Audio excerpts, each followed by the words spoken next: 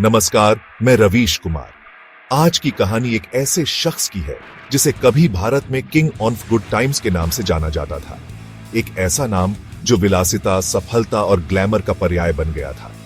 यह कहानी है विजय माल्या की, एक ऐसा उद्योगपति जिसने अपने पिता की विरासत को नई ऊंचाइयों पर पहुंचाया, लेकिन फिर विवादों और कानूनी मामलों के एक ऐसे चक्रव्यूह में फंसा कि आज वह भारत के लिए एक भगोड़ा आर्थिक अपराधी है। 18 दिसंबर 1955 को कोलकाता में जन्मे विजय माल्या को व्यापार और जोखिम लेने की कला विरासत में मिली थी। उनके पिता विट्ठल माल्या एक मंझे हुए कारोबारी थे जिन्होंने यूनाइटेड ब्रेवरीज ग्रुप को खड़ा किया था। विजय माल्या की शुरुआती जिंदगी भी किसी राजकुमार से कम नहीं थी। कोलकाता के ला मार्टिनियर स्कूल और फिर सेंट जेवियर्स कॉलेज से पढ़ाई पूरी करने के बाद उन्होंने विदेश में भी अनुभव हासिल किया। जब 1983 में सिर्फ 28 साल की उम्र में पिता के निधन के बाद उन्होंने यूनाइटेड ब्रेवरीज ग्रुप की कमान संभाली, तो कई लोगों को संदेह था कि क्या यह युवा लड़का इस विशाल साम्राज्य को संभाल पाएगा। लेकिन माल्या ने न केवल इसे संभाला, बल्कि शराब और एविएशन से लेकर फर्टिलाइजर और इंजीनियरिंग तक कई क्षेत्रों में इसका विस्तार भी किया। उनकी महत्वाकांक्षाएं आसमान छू रही थीं और उनका अंदाज दुनिया को यह बताने के लिए काफी था कि एक नया किंग बाजार में आ चुका है। उनकी शख्सियत में एक खास तरह का आकर्षण था। वे सिर्फ एक बिजनेसमैन नहीं थे, बल्कि एक सेलिब्रिटी थे। महंगी पार्टियां, चमकदार कैलेंडर, फॉर्मूला 1 रेसिंग टीम और आईपीएल क्रिकेट टीम, यह सब उनकी पहचान का हिस्सा बन गया। मीडिया उन्हें हाथों हाथ लेता था और आम जनता उनकी जीवन शैली को हसरत भरी निगाहों से देखती थी। वह राज्यसभा के सदस्य भी बने, जिससे उनके प्रभाव और पहुंच का अंदाजा लगाया जा सकता है। एक समय था जब विजय माल्या का नाम सफलता की गारंटी माना जाता था। हर कोई उनके साथ जुड़ना चाहता था। हर बैंक उन्हें कर्ज देने के लिए तैयार था। लेकिन शायद इसी चमक दमक के पीछे एक अंधेरा भी बन रहा था, जिसकी खबर तब किसी को नहीं थी। आज जब हम विजय माल्या की कहानी पर नजर डालते हैं, तो यह किसी बॉलीवुड फिल्म की पटकथा जैसी लगती है। इसमें शोहरत है, पैसा है, ग्लैमर है, और फिर अचानक एक नाटकीय मोड़ आता है जहां सब कुछ बिखरने लगता है। यह कहानी हमें सोचने पर मजबूर करती है कि सफलता के शिखर से कोई व्यक्ति गुमनामी और विवादों के गर्त में कैसे गिर सकता है। यह सिर्फ एक व्यक्ति के पतन की कहानी नहीं है, बल्कि यह हमारे बैंकिंग सिस्टम, हमारी कानूनी प्रक्रिया और समाज के उस दोहरे चरित्र पर भी टिप्पणी है जो सफलता को सवाल करता है और असफलता को सवाल करता है। चलिए इस कहानी की परखने के लिए और समझने की कोशिश करते हैं कि आखिर किंग ऑफ गुड टाइम्स का सफर विवादों और कानूनी मामलों तक कैसे पहुंचा। विजय माल्या को जो साम्राज्य विरासत में मिला, वह कोई छोटा मोटा कारोबार नहीं था। यूनाइटेड ब्रेवरीज ग्रुप की नींव उनके पिता विट्ठल माल्या ने रखी थी, जो अपनी दूरदर्शिता और व्यापारिक समझ के लिए जाने जाते थे। उन्होंने कई छोटी बड़ी शराब कंपनियों का अधिग्रहण करके एक ऐसा समूह बनाया था जिसका भारत के शराब बाजार पर दबदबा था। जब 1983 में विजय माल्या ने चेयरमैन का पद संभाला, तो उनके सामने इस विरासत को न केवल संभालने, बल्कि इसे और आगे ले जाने की एक बड़ी चुनौती थी। उन्होंने इस चुनौती को स्वीकार किया और अपने आक्रामक और महत्वाकांक्षी अंदाज में कंपनी का विस्तार करना शुरू कर दिया। उन्होंने भारतीय बाजार की नब्ज को समझा और किंगफिशर बियर को एक लाइफस्टाइल ब्रांड के रूप में स्थापित किया।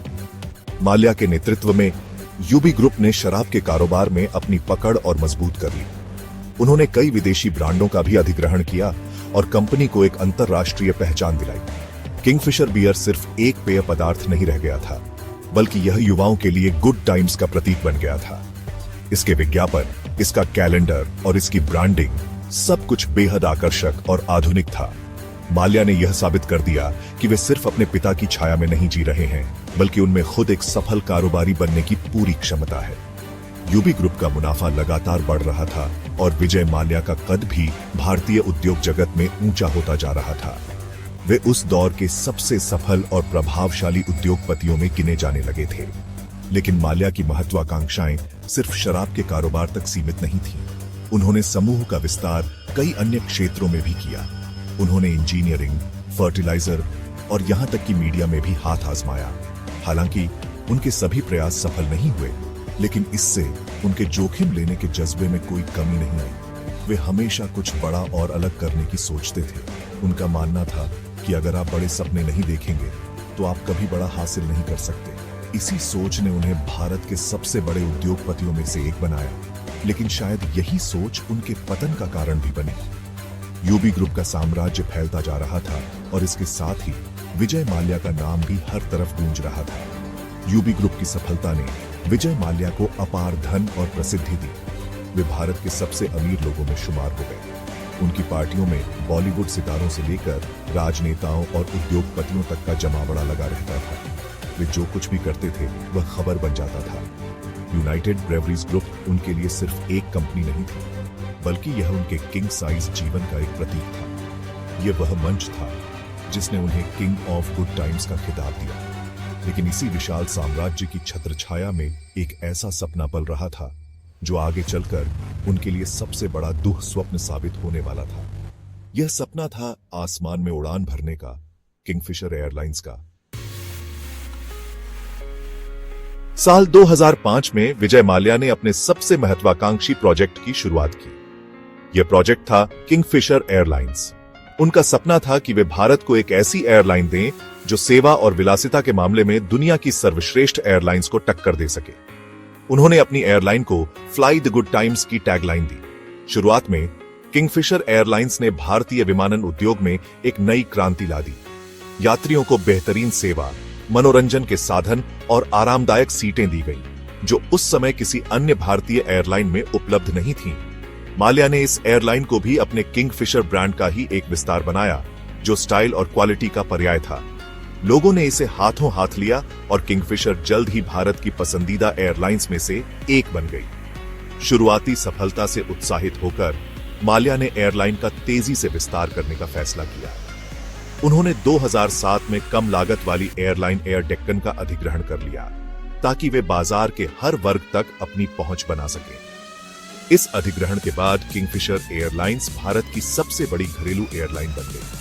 इसके बाद उन्होंने अंतर्राष्ट्रीय उड़ानों की भी शुरुआत की। ऐसा लग रहा था कि विजय माल्या का यह सपना भी हकीकत में बदल रहा है और वे एविएशन के भी किंग बनने जा रहे हैं। उन्होंने बड़े पैमाने पर नए विमानों के ऑर्डर दिए और अपनी सेवाओं को और बेहतर बनाने के लिए भारी निवेश किया।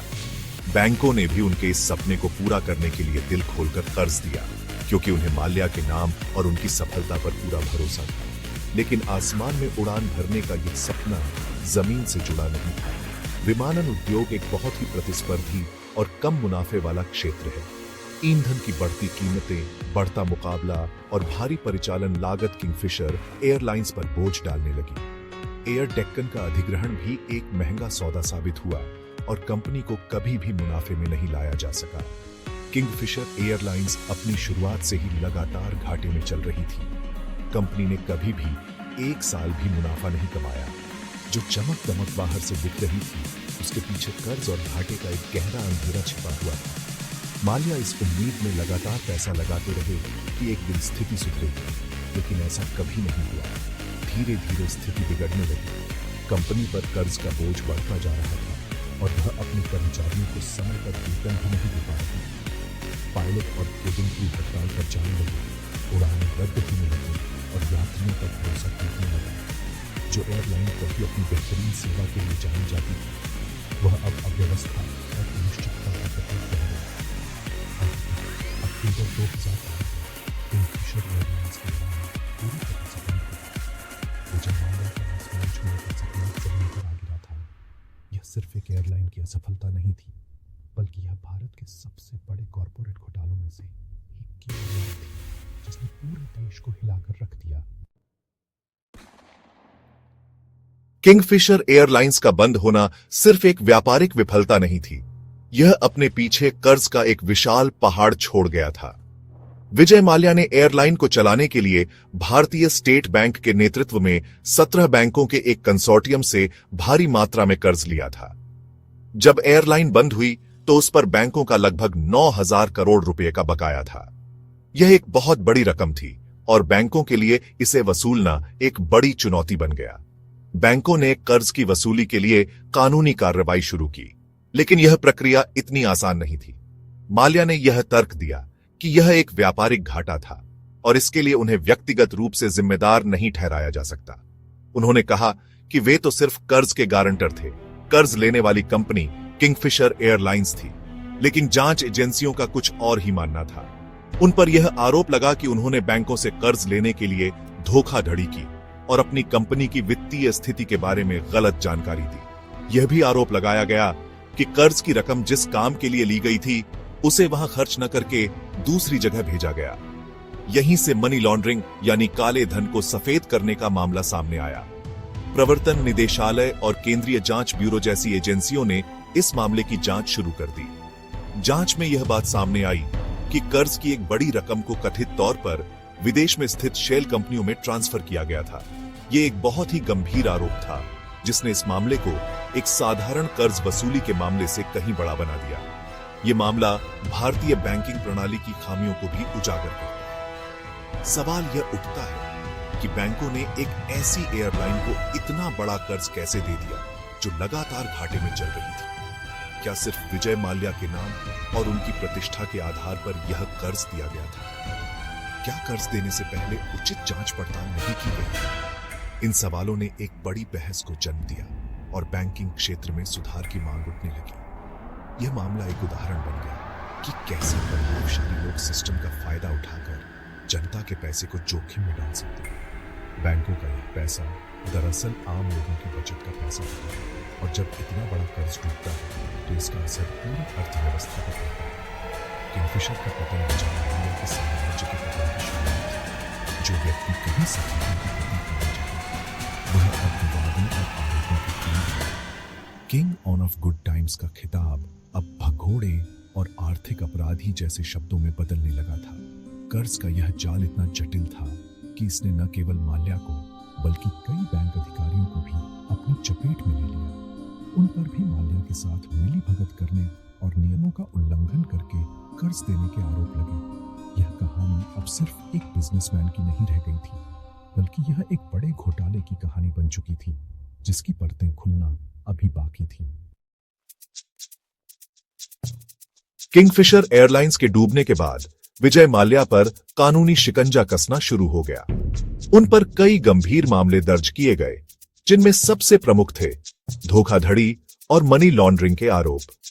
केंद्रीय जांच ब्यूरो यानी सीबीआई ने इस मामले की जांच करते हुए पाया कि माल्या ने कथित तौर पर आईडीबीआई बैंक के कुछ अधिकारियों के साथ मिलकर नियमों को ताक पर रखकर 900 करोड़ रुपए का लोन हासिल किया था। सीबीआई का आरोप था कि यह लोन उस समय दिया गया जब किंगफिशर एयरलाइंस की वित्तीय हालत बेहद खराब थी और उसे लोन नहीं दिया जाना चाहिए था। इस मामले में सीबीआई ने माल्या के साथ साथ आईडीबीआई बैंक के कई पूर्व वरिष्ठ अधिकारियों के खिलाफ भी चार्जशीट दायर की, जिससे यह मामला और भी संगीन हो गया। इसके साथ ही प्रवर्तन निदेशालय यानी ईडी ने भी मनी लॉन्ड्रिंग रोकथाम अधिनियम पीएमएलए के तहत अपनी जांच शुरू की। ईडी का मुख्य आरोप यह था कि बैंकों से लिए गए कर्ज का एक बड़ा हिस्सा, लगभग 4000 करोड़ रुपए, विदेश में स्थित फर्जी यानी शेल कंपनियों को भेजा गया। जांच एजेंसी का मानना था कि यह पैसा व्यक्तिगत इस्तेमाल और अन्य संपत्तियों की खरीद के लिए उपयोग किया गया, न कि एयरलाइन के परिचालन के लिए। यह एक क्लासिक मनी लॉन्ड्रिंग का मामला था, जहां अपराध की आय को वैध दिखाने के लिए उसे जटिल वित्तीय लेन देन के माध्यम से घुमाया जाता है। इन आरोपों ने माल्या की मुश्किलें और बढ़ा दी और उन्हें एक गंभीर आर्थिक अपराधी के रूप में पेश किया। इन मुख्य मामलों के अलावा विजय माल्या को एक और बड़े कानूनी विवाद का सामना करना पड़ा। यह विवाद सुप्रीम कोर्ट की अवमानना से जुड़ा था। बैंकों के कंसोर्टियम ने जब सुप्रीम कोर्ट में याचिका दायर की तो अदालत ने माल्या को अपनी सभी संपत्तियों का सही ब्यौरा देने का आदेश दिया, लेकिन माल्या पर आरोप लगा कि उन्होंने अपनी पूरी संपत्ति का खुलासा नहीं किया। खासकर उन्होंने डियाजियो कंपनी से मिले $40 मिलियन यानी लगभग 260 करोड़ रुपए की जानकारी छिपाई और उस पैसे को अपने बच्चों के नाम पर बने ट्रस्ट में ट्रांसफर कर दिया। सुप्रीम कोर्ट ने इसे अदालत के आदेशों का जानबूझकर किया गया उल्लंघन माना और 2017 में उन्हें अदालत की अवमानना का दोषी ठहराया। एक और महत्वपूर्ण मामला डियाजियो विवाद था। ब्रिटिश कंपनी डियाजियो ने 2013 में माल्या की कंपनी यूनाइटेड स्पिरिट्स लिमिटेड में नियंत्रक हिस्सेदारी खरीदी थी। बाद में जब कंपनी में वित्तीय अनियमितताओं का पता चला तो डियाजियो ने माल्या को चेयरमैन पद से हटने के लिए कहा। इस समझौते के तहत डियाजियो ने माल्या को $75 मिलियन का भुगतान किया, लेकिन बाद में डियाजियो ने माल्या पर वित्तीय गड़बड़ियों का आरोप लगाते हुए उनसे वसूली के लिए मुकदमा दायर कर दिया। इन सभी मामलों ने मिलकर विजय माल्या के चारों ओर एक ऐसा कानूनी जाल बुन दिया जिससे निकलना उनके लिए लगभग असंभव हो गया। हर तरफ से कानूनी कार्रवाइयां हो रही थीं और उन पर दबाव लगातार बढ़ता जा रहा था।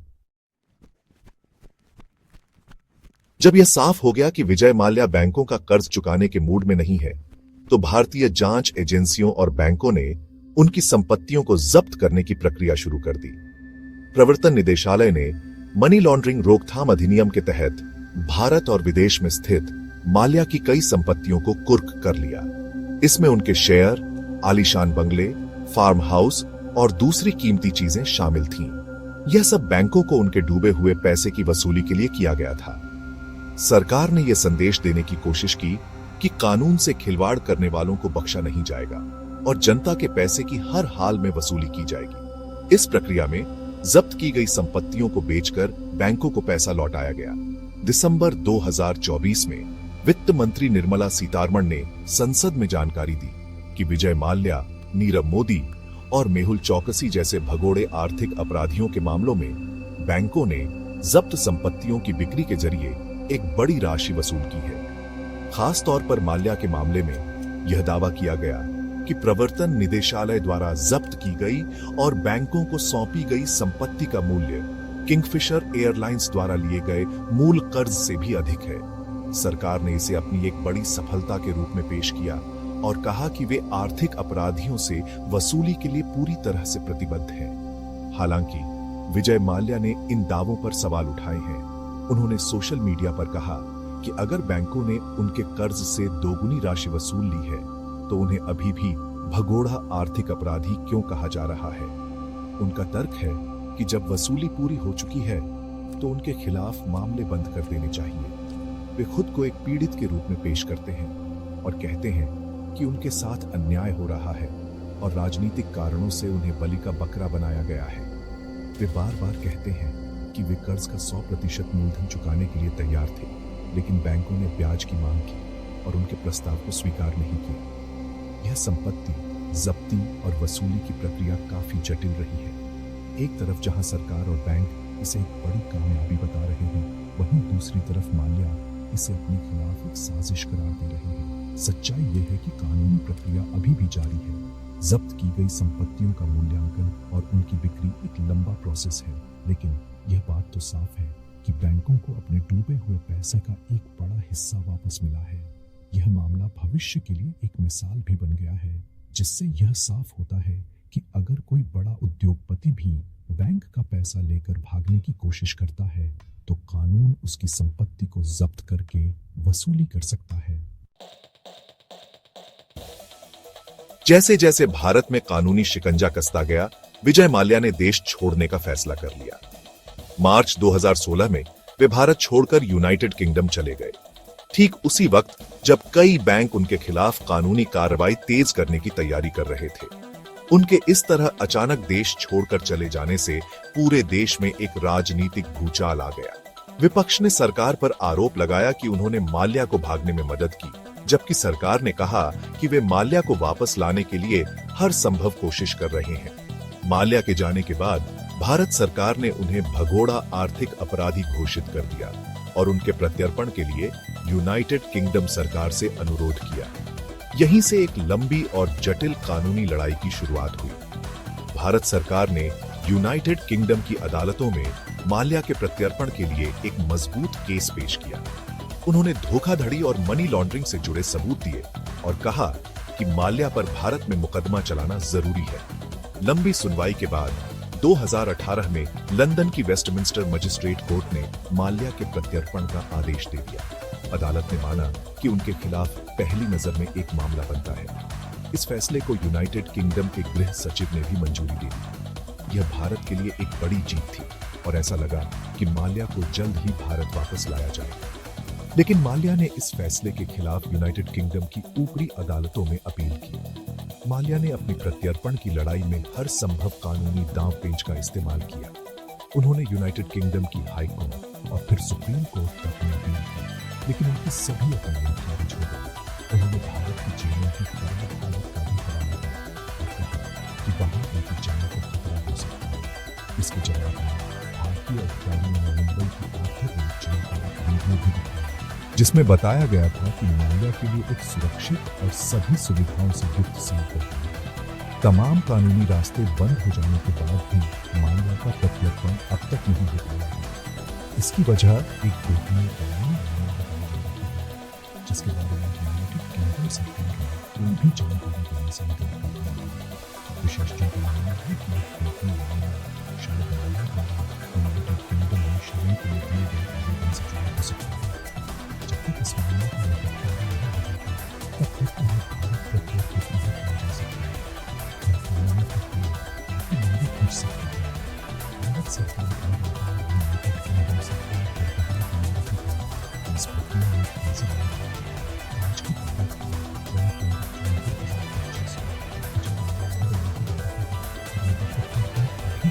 अनिश्चितता के भावना देशों के बीच प्रत्यर्पण संधियों की जटिलताओं और कानूनी खामियों का एक बड़ा उदाहरण बन गया है। विजय माल्या की कहानी सिर्फ कर्ज और कानूनी मामलों तक सीमित नहीं है। उनकी पहचान का एक बड़ा हिस्सा उनकी भव्य और विवादास्पद जीवन शैली रही है। उन्हें हमेशा से किंग ऑफ गुड टाइम्स के नाम से जाना जाता था। एक ऐसा इंसान जो जिंदगी को पूरी शानो शौकत के साथ जीता है। उनकी पार्टियां हमेशा चर्चा में रहती थी, जिनमें देश विदेश की बड़ी हस्तियां शामिल होती थी। गोवा में उनका किंगफिशर विला इन पार्टियों का बड़ा केंद्र था। उनके जन्मदिन का जश्न हो या किंगफिशर कैलेंडर का लॉन्च, हर मौका एक बड़े उत्सव की तरह मनाया जाता था। यह जीवन शैली उनके ब्रांड की छवि को मजबूत करती थी, लेकिन साथ ही यह बहुत से लोगों की आंखों में भी खटकती थी, खासकर तब जब उनकी एयरलाइन के कर्मचारी वेतन के लिए तरस रहे थे। माल्या का शौक सिर्फ पार्टियों तक ही सीमित नहीं था। उन्हें महंगी चीजों का भी बहुत शौक था। उनके पास लग्जरी कारों का एक बड़ा काफिला, एक प्राइवेट जेट और कई महंगी यॉट्स थी। उन्होंने टीपू सुल्तान की तलवार जैसी ऐतिहासिक चीजों को नीलामी में खरीदकर भी सुर्खियां बटोरी थी। खेल की दुनिया में भी उनकी गहरी दिलचस्पी थी। उन्होंने फॉर्मूला 1 में फोर्स इंडिया नाम से अपनी टीम उतारी और इंडियन प्रीमियर लीग में रॉयल चैलेंजर्स बैंगलोर टीम के मालिक बने। आरसीबी के मैचों के दौरान उनका जोश और ग्लैमरस अंदाज हमेशा चर्चा में रहता था। इन सब चीजों ने उन्हें एक बिजनेसमैन से कहीं बढ़कर एक सेलिब्रिटी बना दिया था। भारत से भागने के बाद भी उनकी जीवन शैली में कोई खास कमी नहीं आई। वे लंदन के सबसे पॉश इलाकों में से एक रीजेंट्स पार्क के पास एक आलीशान घर में रहते हैं। उन्हें अक्सर क्रिकेट मैचों और दूसरे सार्वजनिक कार्यक्रमों में देखा जाता रहा है। सोशल मीडिया पर भी वे खूब सक्रिय रहते हैं और अपने खिलाफ लगे आरोपों पर लगातार प्रतिक्रिया देते रहते हैं। वे अक्सर ट्वीट करके भारतीय मीडिया और जांच एजेंसियों पर निशाना साधते हैं और खुद को निर्दोष बताते हैं। उनका यह रवैया कई बार लोगों को गुस्सा दिलाता है, क्योंकि एक तरफ वे भारत में भगोड़े घोषित हैं और दूसरी तरफ वे विदेश में आरामदायक जीवन जी रहे हैं। उनकी यह जीवन शैली और सोशल मीडिया पर उनकी प्रतिक्रियाएं अक्सर एक बड़े विवाद को जन्म देती हैं। लोग सवाल उठाते हैं कि जिस व्यक्ति पर हजारों करोड़ रुपए की धोखाधड़ी का आरोप है, वह इतनी शान से कैसे रह सकता है। उनकी कहानी एक उदाहरण है कि कैसे पैसा और प्रभाव किसी व्यक्ति की छवि को बना भी सकता है और बिगाड़ भी सकता है। एक वक्त था जब उनकी यही जीवन शैली सफलता का पैमाना मानी जाती थी, लेकिन आज यही जीवन शैली उनके पतन और असंवेदनशीलता का प्रतीक बन गई है। किंग ऑफ गुड टाइम्स का यह सफर दिखाता है कि चमक दमक की दुनिया के पीछे अक्सर एक ऐसा सच छिपा होता है जो उतना सुखद नहीं होता। तो आखिर विजय माल्या की इस कहानी से हम क्या सीखते हैं? ये सिर्फ एक व्यक्ति के शिखर से गिरने की कहानी नहीं है। ये कहानी हमारे सिस्टम, समाज और हमारी अपनी आकांक्षाओं पर एक गहरा सवाल उठाती है। सबसे पहली और बड़ी सीख हमारे बैंकिंग सिस्टम के लिए है। यह मामला दिखाता है कि बैंकों को कर्ज देते वक्त किसी व्यक्ति के नाम और शोहरत से ज्यादा कंपनी की असली वित्तीय स्थिति और प्रोजेक्ट की व्यवहार्यता पर ध्यान देना चाहिए। नियमों का सख्ती से पालन होना चाहिए, चाहे सामने कितना भी बड़ा और प्रभावशाली व्यक्ति क्यों ना हो। जनता के पैसे की सुरक्षा बैंकों की सबसे बड़ी जिम्मेदारी है और इसमें किसी भी तरह की लापरवाही एक बड़े संकट को जन्म दे सकती है। दूसरी सीख महत्वाकांक्षा और हकीकत के बीच संतुलन बनाने की है। बड़े सपने देखना गलत नहीं है, लेकिन सपनों को हकीकत की जमीन पर टिकाना जरूरी है। विजय माल्या ने किंगफिशर एयरलाइंस का एक बहुत बड़ा सपना देखा, लेकिन शायद वे उस उद्योग की चुनौतियों और जोखिमों का सही आकलन नहीं कर पाए। कई बार विस्तार की अंधी दौड़ में हम यह भूल जाते हैं कि हमें अपने मौजूदा कारोबार को भी मजबूत रखना है। यह कहानी हमें सिखाती है कि व्यापार में जोखिम प्रबंधन और वित्तीय अनुशासन का कोई विकल्प नहीं है। सफलता के नशे में लिए गए गलत फैसले एक पूरे साम्राज्य को डुबो सकते हैं। आम जनता के लिए भी इस कहानी में एक संदेश छुपा है। हम अक्सर बाहरी चमक दमक और विलासिता से जल्दी प्रभावित हो जाते हैं। हम सफलता को सिर्फ पैसे और शोहरत से जोड़कर देखते हैं। विजय माल्या की कहानी हमें याद दिलाती है कि नैतिक और कानूनी सीमाओं का सम्मान करना किसी भी सफलता से ज्यादा जरूरी है। कानून का पालन करना और अपनी जिम्मेदारियों को निभाना हर नागरिक का फर्ज है, चाहे वह कितना भी अमीर या ताकतवर क्यों ना हो। जब कोई व्यक्ति सिस्टम को धोखा देकर या नियमों को तोड़कर आगे बढ़ता है,